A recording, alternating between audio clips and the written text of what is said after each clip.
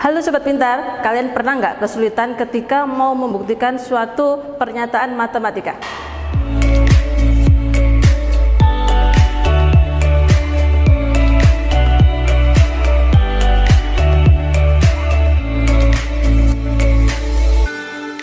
Sobat Pintar, selamat datang di channel Belajar Online. Pada kesempatan kali ini bersama Bu Wilda kita akan mempelajari materi induksi matematika. Apa sih induksi matematika itu?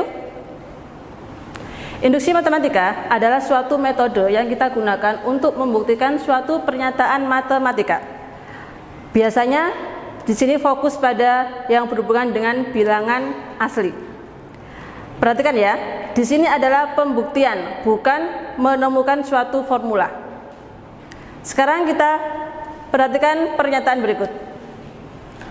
Buktikan bahwa 3 plus 7 plus 11 bla bla bla plus 4n-1 sama dengan 2n kuadrat plus n.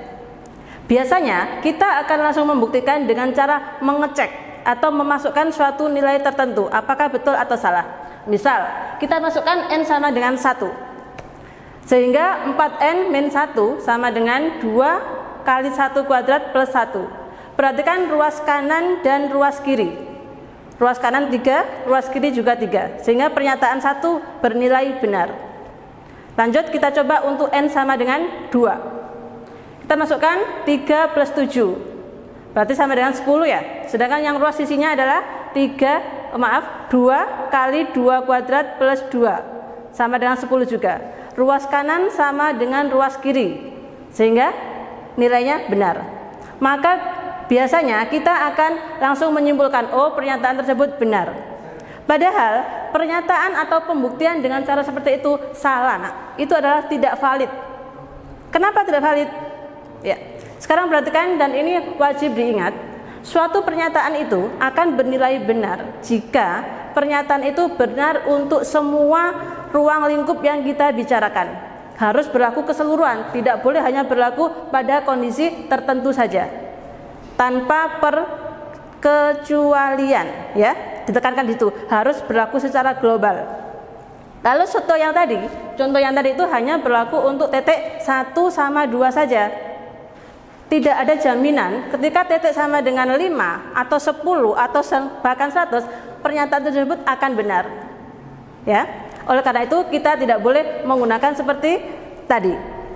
Oh, berarti kita bisa menggunakannya, Bu ya. Misal saya mau pakai n sama dengan 1, n sama dengan 2, 3 dan seterusnya, saya mau coba sampai n sama dengan 100.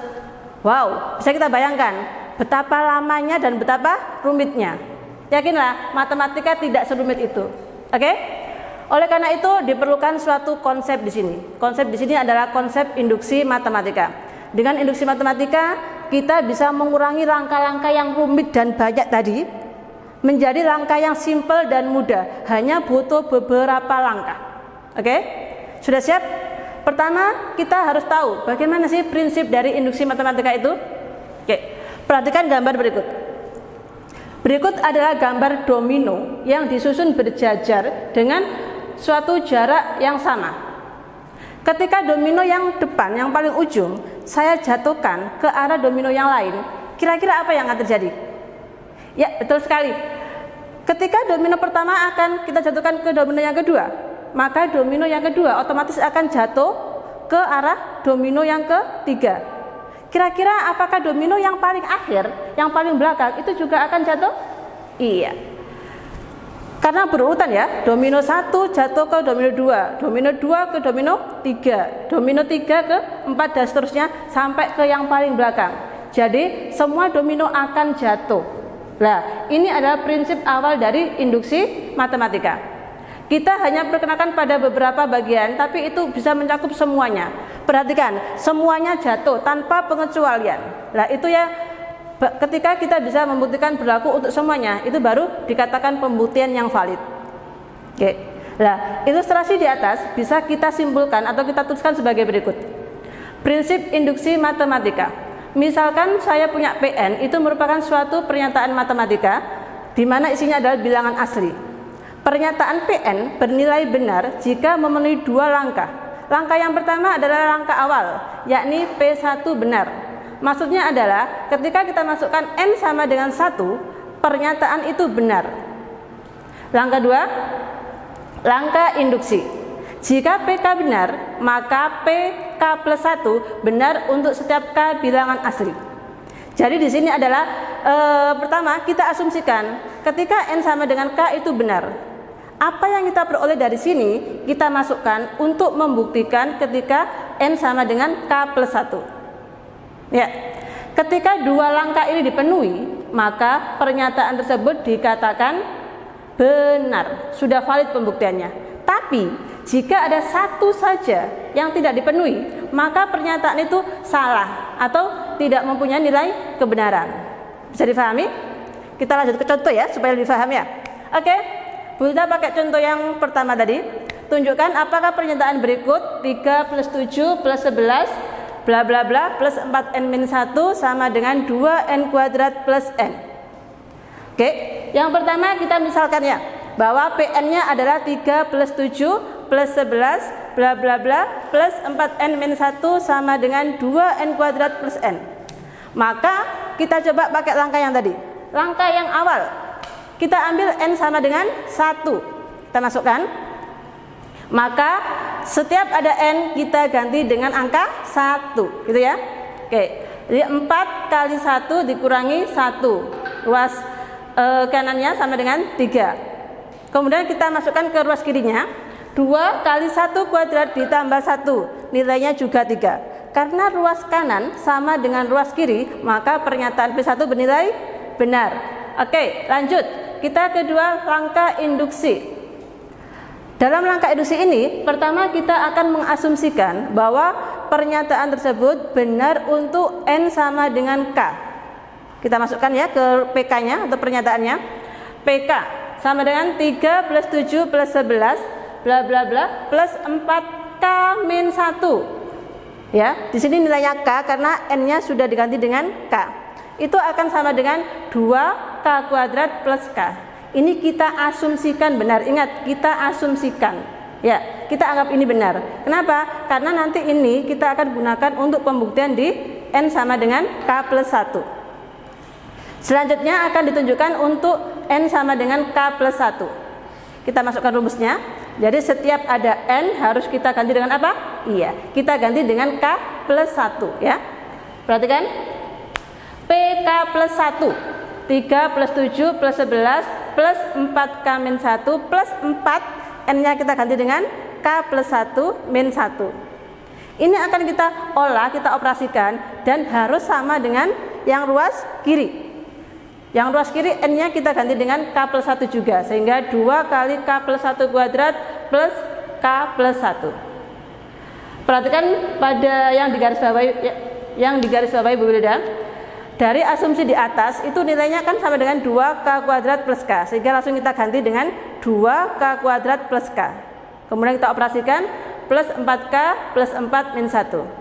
Kita operasikan biasa, diperoleh 2K kuadrat plus 5K plus 3. Oke, sekarang perhatikan di ruas kiri ada K plus 1.